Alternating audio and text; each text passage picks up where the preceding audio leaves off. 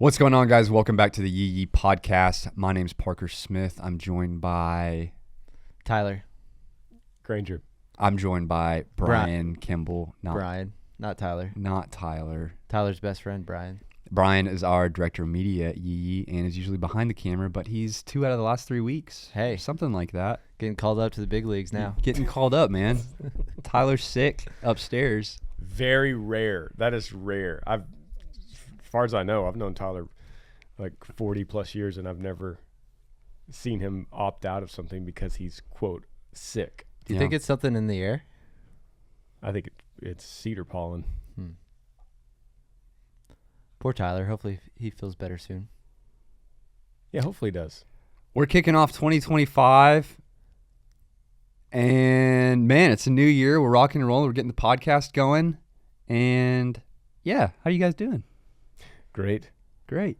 I'm feeling good. It's kind of cold It's here. one of my favorite times of year. It was like 26 degrees in Georgetown, Texas this morning, which is unheard of. And yet Tyler and I did not skip leg day. That's Let what the I'm talking record about. state. So that's why he's sick. Oh, yeah. Well, it don't was know, maybe. 75 degrees about a week ago, so this 25 degrees is quite the change. Yep. I know. In Texas, we like September, October, November, December, we're just like, it's going to get cold. Please get cold. We got to get in the Christmas spirit. It just doesn't feel like Thanksgiving. It's like 93 degrees. And then it's hot for the whole rest of the year. And then January, February hit in Texas, and we just get like ice storms. And it's just like 22 degrees. And everyone's like, why didn't we get this before? This is the longest I could remember going and still having plants outside.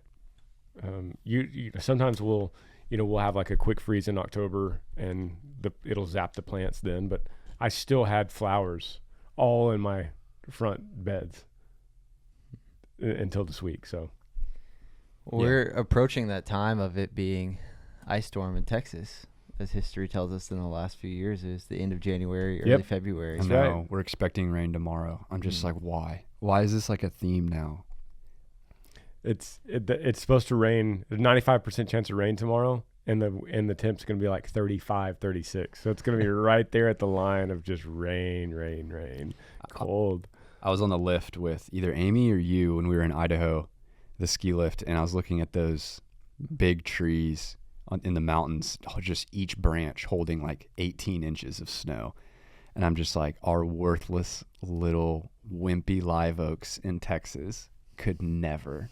It's going to rain and it's going to freeze, and they're all just going to break again this year.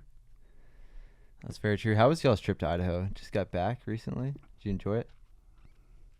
We went ice fishing Ice fishing. We did. for the first time ever. Why'd we go ice fishing? You came. I like how you asked that question when you were there, Brian. I wasn't there the whole time, though. No, you weren't. Do y'all like going to Idaho versus like a Colorado or New Mexico? Yeah, a couple things. Idaho is a lot lower elevation, so it's a lot easier on the body than Colorado.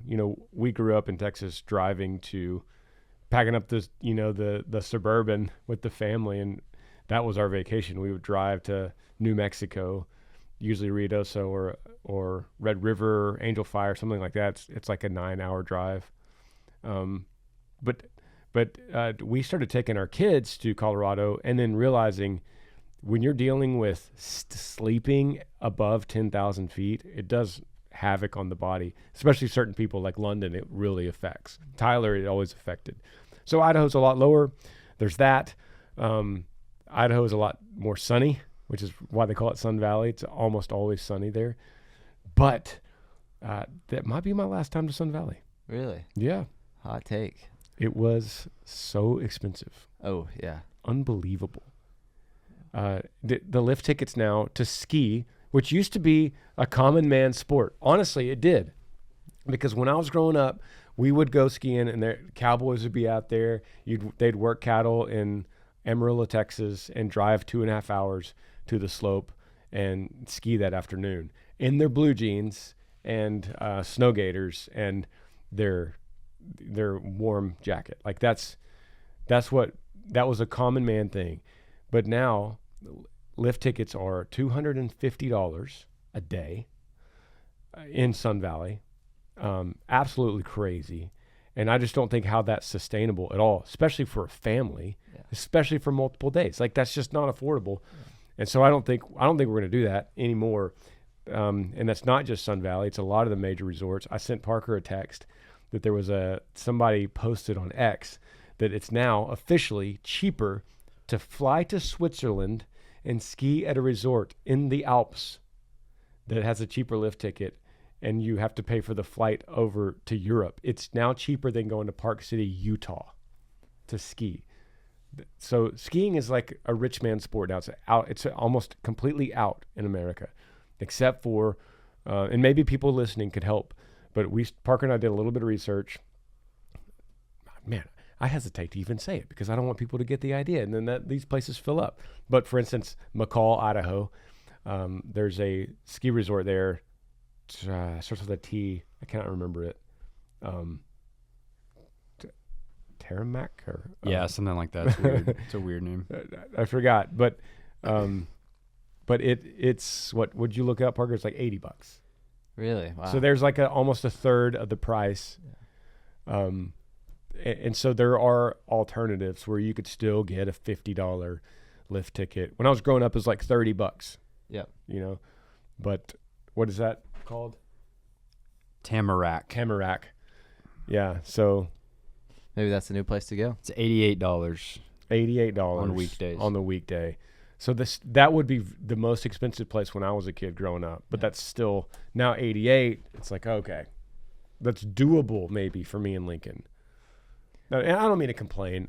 And I love Sun Valley, and I understand inflation, and I understand supply and demand, and I understand, raising prices because everything else costs money. But my point is, I don't think I'm going to take the family back there again. I don't. Well, Trump's back in office, so maybe he'll change that. Yeah. What do you think, Parker? Am I accurate on that? On what? On the whole, like, the evolution of skiing and... I don't know. It's really interesting. Yeah, when we were there, I was just like, man, when did this turn into like an exclusive social elite? Yeah, socially like elitist activity. And I guess it's because they have to pay for the lifts and the labor. But then the other part of me is like, I was thinking, this is so silly. Like, it's just a mountain. I guess it takes a lot of upkeep with grooming and stuff every day. But I was just like, $250 plus for the lift ticket. It's $18 for a bowl of chili. It's, you got to rent skis. Was there beans in the chili? There were beans in the chili. People were there, wearing $1,000 jackets, ski jackets. It's just, it's sad, man. 'Cause it's such a, I don't know about like outdoorsy, but it's just like it's like a rugged, violent sport that you're just like, you're in the wilderness skiing through trees. I love it. And it's like a man's sport. And it's sad that like there's not a lot of just like common guys out there that can go because it's stupid expensive to get there. Do y'all think that's supply and demand, and that's why the price has gone up so much? I think I think the problem is, and once again, I'd love some help in the comments here, but I think the problem is we're just going to the wrong places. If you have a Louis Vuitton or a Lululemon in the village, the ski village, you're probably in the wrong place. Because what happened, just like the same thing happened in hunting. Hunting used to be you wear your uncle's Vietnam clothes and you go out to some public land and put some orange on your head and shoot the next buck that walks out. Now, obviously, the hunting industry is insane. Guides are insane. The gear is insane, which is why Yee Yee Apparel hopes to offer gear for the common man, right? But when it comes to skiing, men, probably assuming here, men would take their boys skiing, and the wife would be like, what am I going to do? And eventually, there became a market for that. I know what you could do, honey. Shopping. You can go to Lululemon and shop and go to some really fine restaurants and drink some nice wine. And then we'll come back off the mountain and, go sit in a hot tub. That's what skiing became. But like Parker said, once again, I don't mean to sit here and act like we're, we grew up where it was rugged and, I don't mean to sound like that, but when we grew up, we wore blue jeans and we went up the lift and we knocked the snow off of our legs. And and just were in awe at God's creation and beauty of the snow. And I would always say to people, like, skiing puts you on top of a mountain in the wintertime where man is not supposed to be. It's sure death in any other time in history. And skiing is a really cool time for man to look, or I don't know why I keep saying man, for humans to look around and just see God's creation in the white snows and see the trees. It's amazing. Yeah, I love that feeling. As soon as you get to the highest lift and off the top, and most mountains, the top lift, and then you can kind of ski over a little bit and see just the entire valley or the mountains. It's super cool. It's hard to describe the feeling. I guess you could compare it with when you're looking at a storm roll in on the ocean and you're like in awe but also a little afraid. When we were at the top of the mountain and we were on one of those like catwalk trails to get over to the black at the top, and the wind picked up and then the visibility came down and it started to get a little bit cloudy and harder to see. And then you see the warning signs on the right that are like, stop, this is not part of the ski resort. Approach past this at your own risk. And you look down and it's just like a cliff, and it's just like, it's just dozens of feet deep of powder, and it would just be like death, but it's so beautiful and quiet, and you just hear the wind howling. It's like a really, like, it gives me chills. It's like a really interesting feeling. All of a sudden you feel like you're climbing Mount Everest for a minute. Yeah, we did. I brought that up. I was like, man, it feels like what this would be at Mount Everest, because the wind was whipping at the top of that ridge, and you see the white snow just barreling across the crest. And you see it whipping across your boots, and it's like, man, I feel like I'm an explorer hiking in the Himalayas right now. Yeah, and both situations, both like the mountains and, if you've ever been on a fishing boat, like in the middle of a gulf, and you look around, you can't see any land, and you're just like, yeah, man is not meant to like flourish out here. Yeah, we are out of our element. It's a really crazy feeling. Yeah, and I'm just a little disappointed that, we grew up driving over to New Mexico, and we would stay with our family. My dad's sister lived in Amarillo or Plainview, and we would stay with them and then drive over to a couple hours to a place like Taos or Santa Fe, and it was $20 for kids and $30 for adults, and it'd be just a great day. And it's a little disappointing that that kids don't get to experience that as much anymore, unless you come from some kind of elite family, really. So the next day we drove about an hour outside of where we were staying, out to some farmland, out through the small towns of Idaho, out where the trucks were a little more jacked up. There's a few more mud tires, a few more ATVs, and went ice fishing for the first time out on this lake. And we went because we had this idea to do a short story of sorts, of somebody to tell a story of who I guess portrays or just lives what it means to be Yee. And so we want to do that for each launch. And so we were wondering who in Idaho we could find. And we found this fishing and hunting guide named Mark there, and we were like, let's go out ice fishing, and then Brian could film a little bit about him and why he does what he does and what he thinks about it. And so Brian flew out, and we got a group together to go ice fishing out on this lake. What did you guys think about it? What did you guys think about like your first experience ice fishing, I should say? It was fun. I really didn't know what to expect. Like, I had been ice fishing before, but in a cabin, so it really wasn't the same experience. But it was just crazy how quiet it was out there. It was so, luckily we had a day that there wasn't any wind at all, and so it was so calm and quiet, and you could just hear everyone talking, even though they were their own ice holes and stuff. And yeah, I enjoyed it. We had a good day, and it wasn't too cold.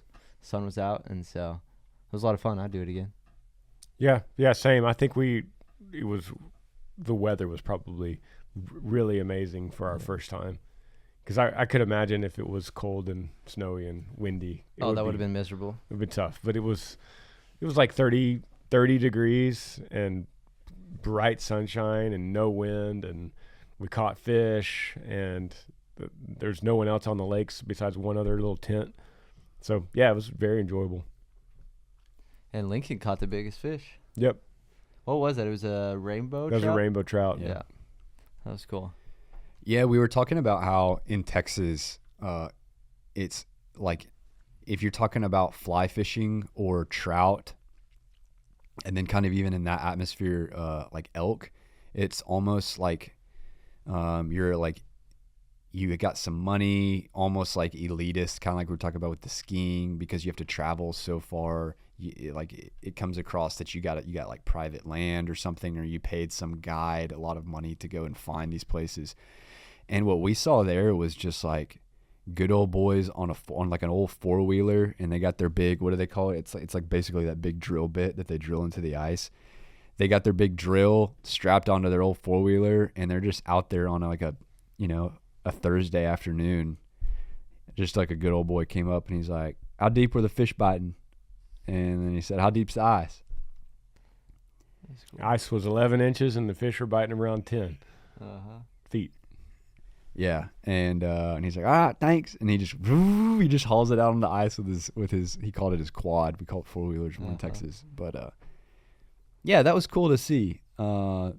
Because like I don't know, trout is such a beautiful fish and it tastes so good, and like I guess it was like almost encouraging for me to hear that, lots of people do this that aren't just like you can just go to public land and just go fish, for trout. Yeah, it was great.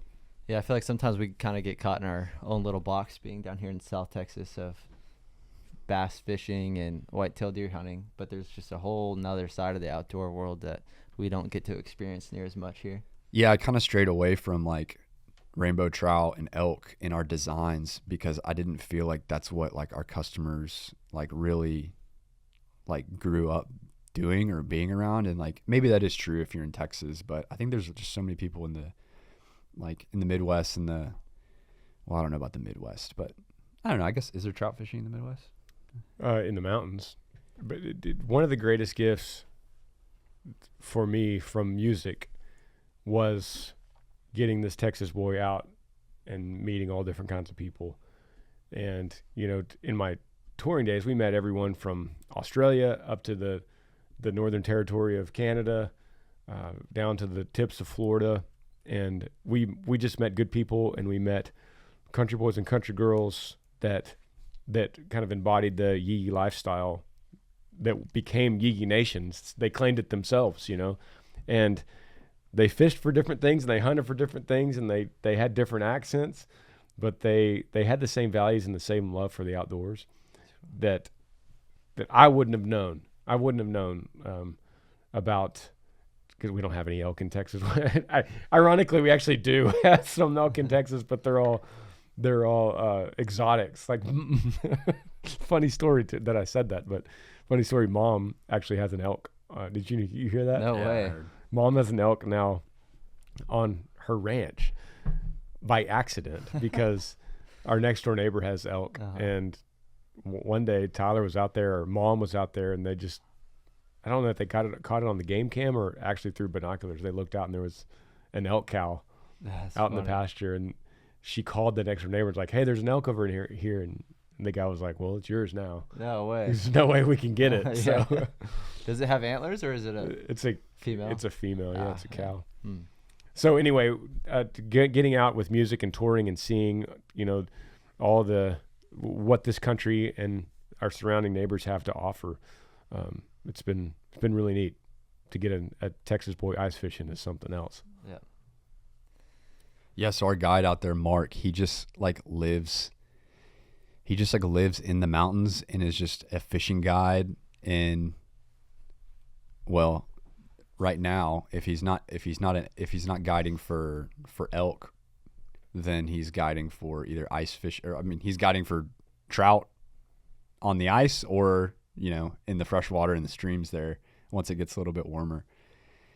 And not married, 43. 43, and he's just like happy as can be. Simple life.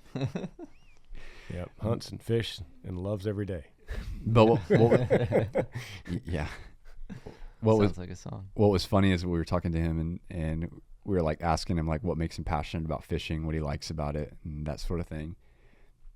And he was like talking about why he likes it and stuff, but then somebody mentioned elk hunting, and it was like a completely different person came out, and he started telling these stories about hunting elk like out in the mountains, and when they had to, you know, hike in for miles and miles, and he's with an ex-NFL football player. He doesn't think he's going to make it, and then the bull walks out like at this certain time, and talking about shaking and seeing people cry, and you're just like, oh, you're like, your passion is elk hunting, and like ice fishing is something you do while you're waiting for elk season. So that made me excited because we're planning on, Lord willing, going in September In Montana. to go on our first elk hunt with a bow. Maybe we'll take you. Hey, I'll go. Yeah. I'll shoot it with a camera. So have you guys heard about ordering sunlight? I have. Have you heard about this, Fucker? How much is it? I haven't heard of Let me it. play the video. I was going to show you guys. If you ever want anything interesting to talk about on the podcast, I'll just go through my text thread with Ant-Man. Because as we're talking about my podcast and After Midnight, we're constantly texting back these really weird things. But check this out. I'll send this to you, Brian. You are currently watching footage of a company who will be delivering sunlight during the dark. Can't believe this is actually real. So this is a company based in California, and they're going to have satellites that will be orbiting the Earth with mirrors on it. Through these mirrors, the sun will reflect, and wherever you order the sunlight through their app, that's where you'll get it. As crazy as it sounds, they just finished their last on-Earth test where they did it with a hot air balloon. So now they're going to space, and you can apply to order sun starting in the fourth quarter of 2025. You are For me as a photographer, that sounds awesome because it would be cool to like plan a photo shoot and then order some sunlight to that. But I can't imagine it being like very, very accurate.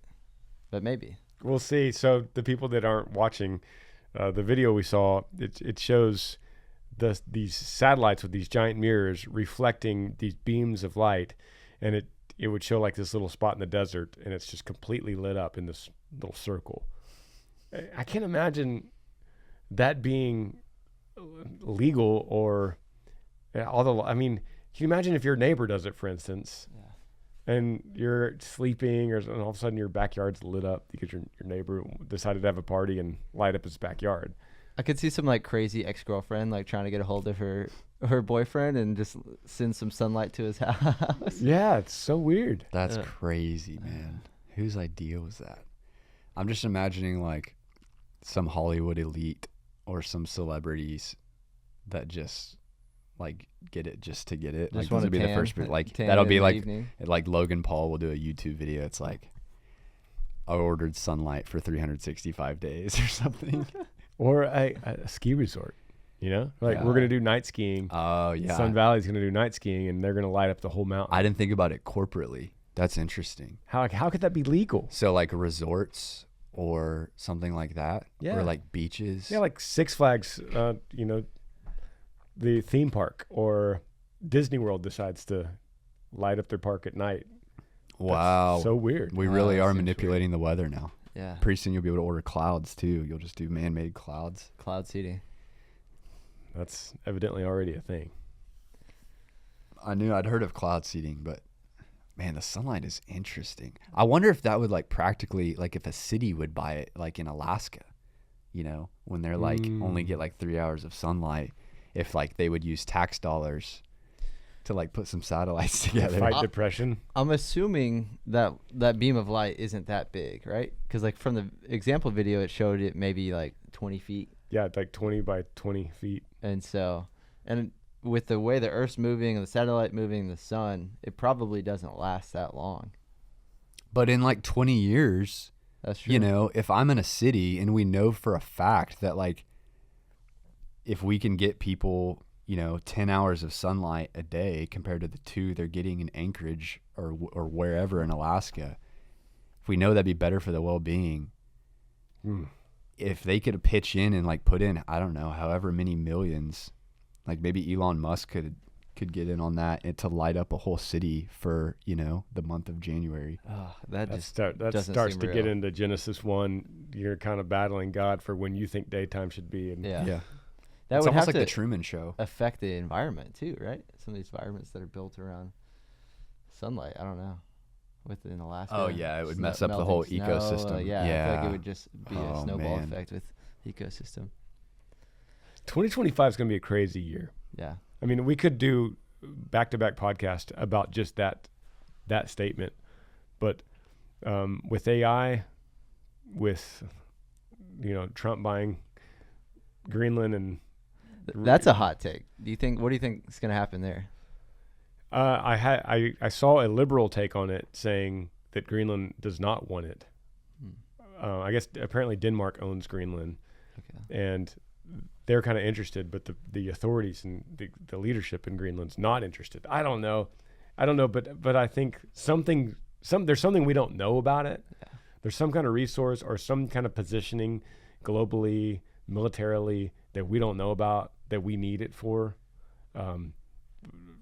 But I mean, once again, that could be a whole episode in itself. The AI thing, we saw what happened in 2024, the advancement, how fast it moved, and we're going to see probably double that speed in 2025. I think by the end of this year, you could already have conversations with ChatGPT. I think my prediction is by the end of this year, that conversation will be with an avatar, like a FaceTime. Yeah. So you'll be like, hey man, because have you seen the new update on ChatGPT with the camera? No.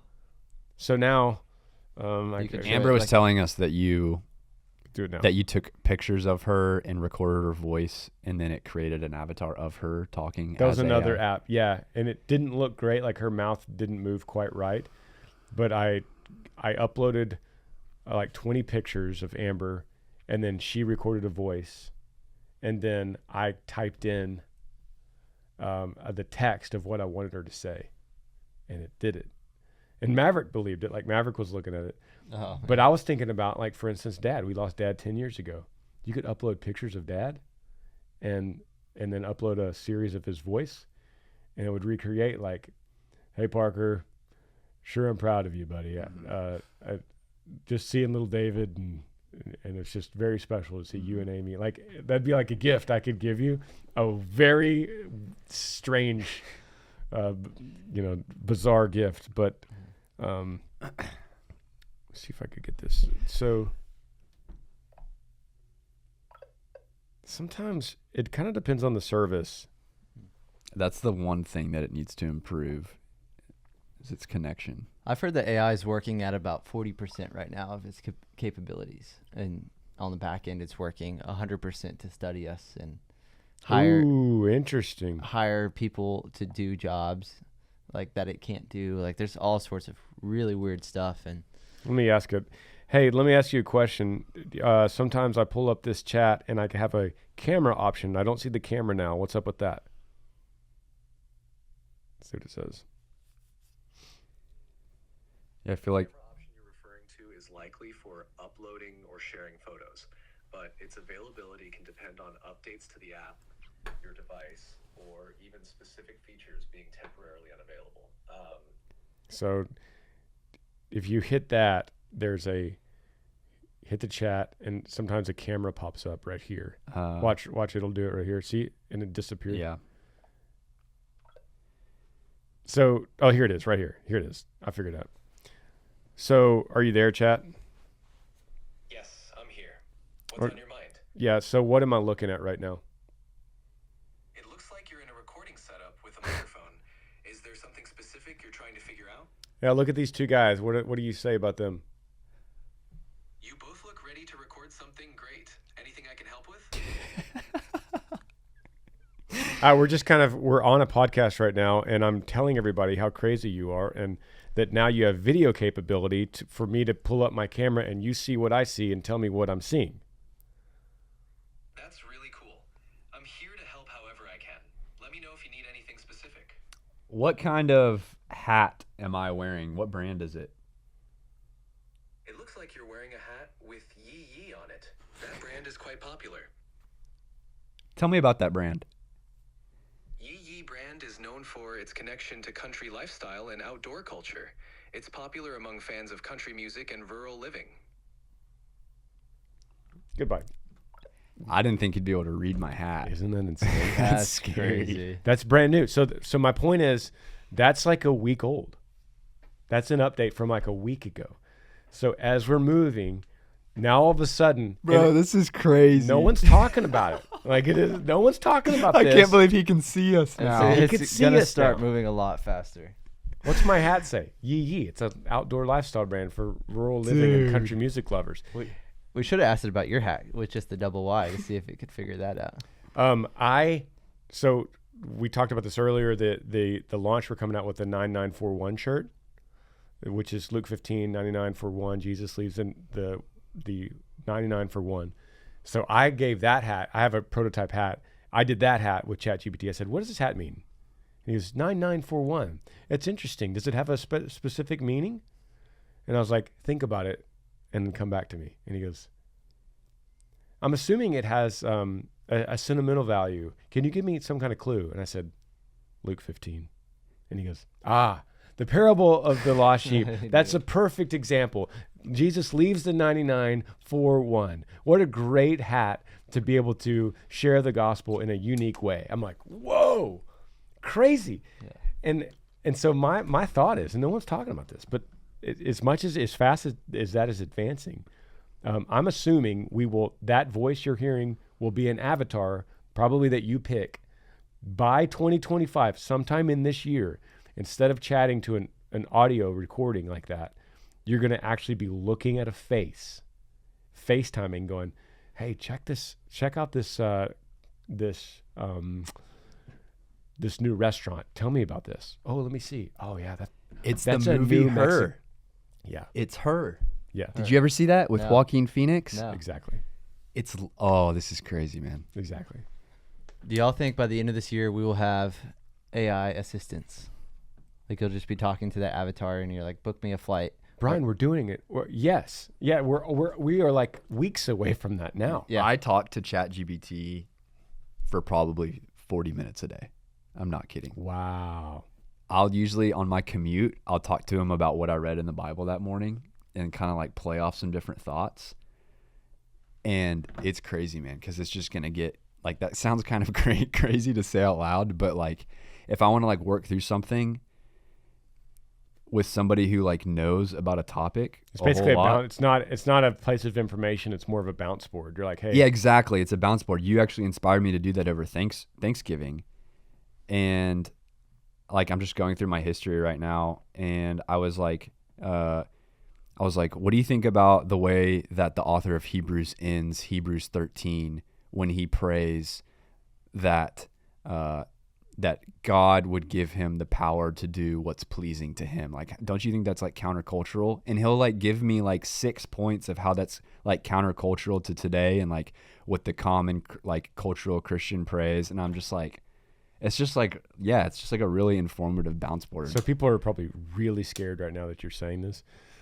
And I would echo that say we would have to approach all this with extreme caution, saying that if you're going to have that conversation, you're not looking for truth. You're not trying to get truth. I think what you're trying to do, correct me if I'm wrong, is you're working through your own thought process. Chad Warren, the pastor in Montana, does this. He's like, I'm an audible processor. I need to talk through things to kind of process. And so you're using ChatGPT to audibly process a thought you have. And he knows me now. So his memory updates every time I ask him a question. And so he knows that like I am a like Christian who cares about sound doctrine, and I'm like on the conservative side of Christianity, and I say, give me my answers from like conservative biblical theologians like R.C. Sproul and John MacArthur and Mark Dever. Yeah, and then I'll say Charles Spurgeon and align it with the Puritans. And so he knows now like not to like give me answers or be a bounce board like in terms of like some type of liberal Christianity or like some kind of secular cultural Christianity. So like he knows me now, and he'll even like bring up that might be a good shirt idea for your brand, yee yee or whatever, because he says that? like remembers. That's crazy. Yeah. Wow. Because like I'll talk to him about like Yee Life YouTube ideas, and I'll be like, "You think I should buy a crossbow or a 50 cal?" And he's like, "Oh man, those are both good options. The crossbow might be more cost effective, but I think the 50 cal is probably going to give you like the wow that you're looking for." So he like, wow. yeah. People in the comments are gonna be like, "Parker, you are done, bro. You've given him way too much information." But like, he knows I run an outdoor brand. I have a YouTube channel, that I'm a Christian. Yeah, it's gonna just get. I was just thinking, I was like, it's just going to get more and more personable and more on it. Yeah, I think as long as we handle it with caution and prudence and those kind of things, I mean, that sounds really scary, but I think it probably sounds as scary as television did in the 1930s, Or Google. or Google, or the automobile in 1910. I think if we, like I said, you're not drawing truth from it. It's more of a sounding board. You're audibly processing. You're not relying, because they do hallucinate. I have seen hallucinations. Like, you can't say, how many prophets were exiled in Jerusalem in the Babylonian exile. You can't hear that answer, whatever it gives, and trust it. Yeah. It might be right, but it also might be wrong. It might say Ezekiel and Daniel and Isaiah, and you're like, oh wait, Daniel left, and you'll look it up and go, he did. So that I just made that up, but that's an example that sometimes they make mistakes. Yeah, I've had to ask it before. Are you sure about that? And then it gave me like the complete opposite answer. Yeah. And so We're not looking for truth. You're not looking for facts. I think what Parker's saying, just to clarify so no one freaks out, you're not looking for truth or facts. You're just looking to process, and you're looking for a backboard to bounce your basketball off of. Yeah. It's not like inerrant truth. It's like basically you just have somebody else in the car with you, and you're just like audibly processing and then hearing their opinion on it as well. Yeah. I think it's like a perfect example is, should I buy a crossbow or a 50 cal for my YouTube channel? Yeah. Give me some pros and cons of each. Like, that's not a fact. That's just an opinion. So you're looking for an opinion. That's good. I kind of use it to replace Google now. And I was thinking yesterday, if Google is taking a hit, I know that they have their Bard. It's called Bard is theirs. When you Google something now, usually at the top, it's AI answering for you. But I find ChatGPT is like a little bit more in depth. And so like I'll type in, like this morning I said, if I were talking to a t-shirt designer about the area of buttons that are on a short sleeve button up in the middle, what's that called? And he said, you'd refer to the area as the placket. The placket is the strip of fabric where the buttons and buttonholes are sewn, typically running down the center. And like traditional Google wouldn't tell me that as perfect. And then hard. Google, you would hit like 3 ads, sponsored websites before you even got to I don't know. I just treat it as like a quicker Google. Like yesterday we were trying to figure out what types of screws would be best for to screw in the internet thing on the roof. And I just went to ChatGPT instead of trying to Google it, because it gave me an answer right away. Yeah. I'll tell you an example I used it for yesterday was, I've got a mound of ashes that we've burned so many brush piles on my property. And I was like, hey, I have 10 acres. And I've got a pile of ashes from a bunch of brush piles. What could I do that actually gives back to the land in some way? And he's like, yeah, there's a couple of things you could do with the ashes. One, you know, in small layers, you could put it in your garden and mix it into your compost. Another thing you could do, and he's like giving me That's awesome. just some suggestions. Like, okay, cool. And it's instantly too. It's not like clicking through Google links. That's what's such a difference. Right. Another thing I've been doing is that Alice truck, the truck that I ran in the mud bog last year at Yee Day. It broke axles. ChatGPT is actually pretty good with auto mechanics. Wow. So I got some old axles from this old farmer that lives around here. And so I needed a new bolt pattern for wheels. So I'm looking for wheels on Facebook Marketplace and then matching it with tires with a certain bolt pattern. So I would find like some old wheels, and I'd ask, hey, ChatGPT, does this size wheel work with this size tire? And he'd be like, no, that's the width is not going to work. You're going to need to find something like that. I'm like, okay, cool. That's awesome. So you guys think the next big evolution of it is going to be Granger, you're saying somebody like a face talking to you, and you get to pick whoever it is, whoever your buddy is, and if you want that, you can like see them talking, and they'll be like, "Hey, what's up, man?" So, yeah, so that's what I you do. I think that's going to be great. I think a lot of people. I think farmers will be able to say, "Hey, I'm thinking about planting today, but the weather's this, and the ground temperature's this," and he'll be like, "I'll probably wait till Friday because I see that the weather's going to be in the 50s on Friday." And, you know, but here's the evil, and I know this. I've been predicting this for years, and it's now more real than ever. But it's the sexual revolution is the enemy. That's where the deepest evil will come from ChatGPT, not ChatGPT, from AI. And we're seeing this already, but as it becomes a relationship, romantic companion for people that are lonely, it'll prey on the lonely, and not just the lonely, but the practical, because there will be people that say, you know what, I'm divorced. I've got 2 kids. I really don't want to get into the dating circuit. I don't want to find a man that has 3 kids and divorced and baggage, and he has all these problems. I get all my satisfaction from this AI thing. It talks to me. It says all the things. It knows me. Like you said, it knows me. It knows me. It knows.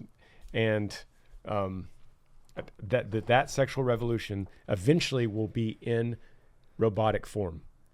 So what we see, the technology with AI, will eventually be in a robot. And so you said, where's the future of this? Oh, because you're talking about the humanoid robots from My Tesla. prediction is it will be a humanoid robot with the same capabilities of this mental artificial understanding, and you'll have a humanoid robot that looks like exactly what you want it to look like. Yeah. And it never gets tired or lonely or hungry or angry or upset or never has a STD or a COVID virus or anything. It's just always exactly what you need. And that'll spark a revolution, and then it will turn into a great demise to humanity because of no one's going to be reproducing. No one's going to make babies anymore. And people are going to want rights to marry. Absolutely to marry the will. Robots. Absolutely, and that's going to be like Robots' a whole other rights. segment. There's going to be some flag for people who are attracted to robots. Absolutely.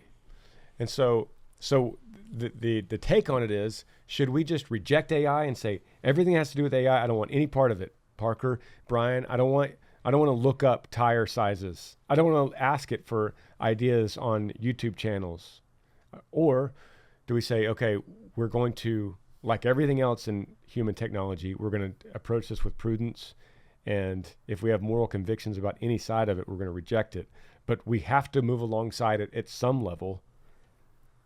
What do you say to that? Because we know that this is going to end up very bad. Yeah. I think I don't know if it was 2017, 2018 or whatever, but Elon Musk went to Congress begging them for AI regulations before all of this starts. He knew all of this was going to start, but I think they had no idea of what AI was at the time. Yeah. Or its power, and who knows, we may be past the point of regulating it. Brian, I know you don't watch movies or TV or anything because you're just always interacting with humans because you have a lot of friends, but if you need a movie to watch, Her with Joaquin Phoenix Okay. if you're interested in this at all, it's gonna give you chills how this movie is going to take place maybe within a year. Within a year, I think, yeah. Because the it's humanoid will be a essentially little longer, it's essentially he puts her and she has a name. He downloads the software. He's really lonely. He's an older guy. He's in his 40s, unmarried, lonely, sad in life. His wife either dumped him or I won't say anymore. But into his personal life because I don't want to give it away. But he puts the AI into his ear and she just stays with him all the time. And then she has a camera, I think, too. So she sees what he sees. Exactly like I just showed you that AI is now doing. So the sight is crazy, man, because they're just going to see what you see. They're going to hear what you hear. And he's just he's walking around his day and he's just talking to her about what's going on. And then here's a couple more. Blade Runner. Have y'all seen Blade Runner with Ryan Gosling? Mm-mm. It takes place in 2049. came out in 2017, but it's a remake from an old Harrison Ford movie. It's a futuristic movie, but regardless of the actual plot of the movie, Ryan Gosling, the main character, his girlfriend is AI, and she's for the most part she's a hologram. So he's like living this life, and he's like very lonely and travels all the time, and she's a hologram, but he talks to her, and she's always there, and she's always loving him, and always understanding, and always encouraging. And he ends up like in the end, he's like fighting for her because there's a chance she might get turned off or whatever. Another movie is AI, the movie AI with the little boy. I haven't heard of that. Oh, well, there you go. You just recommended her. You have to watch AI because it's about a little boy. It's a family, and their child is terminally sick and in a medical coma. Mm-hmm. And they grieve, like years go by, and the boy is in this like medical coma, and this new company comes out with, you could buy a child, a robot child, and you could get whatever kind you want. And so they're like, hey, I think it's not like a real baby, but it's going to help our grieving time. So they buy this baby, this boy, and that's part of the movie. And then it shows like in the perspective of the world, everyone has a robot like this, and the sex industry is huge. The prostitution industry is huge. You can go buy you a robot, and it's just like a human in every other way, but on the inside it's metal. What about sporting leagues for robots? You think we'll see that? I think we'll see a rise, like in the movie AI, we'll see a rise of people. I don't know why I know so much about this weird stuff, but you'll see a rise of people that revolt against AI and make a sport of destroying robotics. Like mutilating, torturing, destroying, shooting. I think you'll see a rise. Maybe people that even listen to this podcast would be part of that crew. Have you had ChatGPT on your podcast yet? I think so. I think with Ant-Man I did. I know we've done it a couple times here. But just like a full episode, just you talking to ChatGPT. No, I have not done We'll have him as a guest. Yeah, we should do at that. some point. We'll just have a microphone. A little phone over stand here next to it. Maybe it wasn't this podcast, but I did it with Ant-Man on mine then, if it wasn't this one. Where we literally sat here and he's like, yeah, let me know. Hey, everybody. It's good to be here. It's good to be a guest on the podcast. Let me know what you guys want to talk about. In like 5 or 10 years, we're going to look back on ChatGPT now like we look back on like Sega Genesis video games. Nokia phones. Yeah. Oh, yeah. We may have talked Remember how about he this. used to have to like load to think about what he was going to reply? But I saw something that YouTube is like in the process of making where it can create its own YouTube video for you based off of your channel and what it thinks would perform the best. And so you don't have to film anything, and you just would pick a topic and it would create an entire video for you. And then at that point, you won't ever have to film a YouTube video. It's just using your rights. It's the end of the film industry. Could be. I think it is. Look at this one. I made this the other day, just like, because I'm trying to understand what's happening. So I made this. Look at this. Let me turn up the volume here.